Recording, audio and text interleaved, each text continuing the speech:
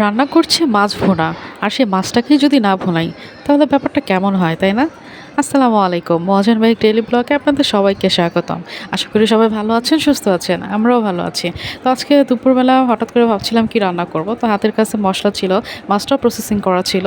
তো ভাবলাম মাছটাকে ভুনা করে ফেলি। আমি আজকে ট্যাংরা মাছ ভুনা করব। এর জন্য আমি কিছুটা পেঁয়াজ বেটে নিয়েছি, এবং মাছ ভুনা করার সময় আমি সবসময় বাটা পেঁয়াজটাই ব্যবহার করি। তরকারি থেকে যাতে সুন্দর একটা স্মেল আসে সেজন্য আমি গরম তেলের উপর কিছুটা জিরা আমি তেলে দিছি।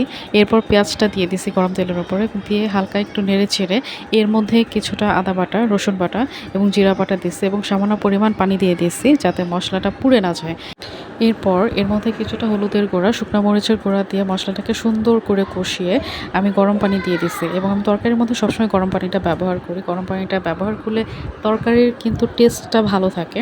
মশলাটা যখন গরম হয়ে আসবে তখন আমি মাছটা দিয়ে দিব, এবং মাছটা দিয়ে ঢাকনাটা ঢাকার কোনোই দরকার নাই, এতে করে মাছটা ভেঙে যাওয়ার চান্স থাকে। এরপর 2-3 মিনিট তরকারিটা কুক করে নিলেই কিন্তু আমার তরকারিটা হয়ে যাবে।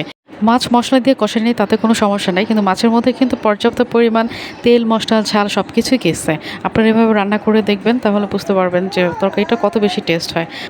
আমার রান্নাটা কেমন হয়েছে অবশ্যই কমেন্ট করে জানাবেন। পরবর্তীতে আবার কোনো নতুন ভিডিও নিয়ে আপনাদের মাঝে হাজির হব। ততদিন পর্যন্ত ভালো থাকবেন, সুস্থ থাকবেন, আমাদের জন্য দোয়া করবেন। আল্লাহ হাফেজ।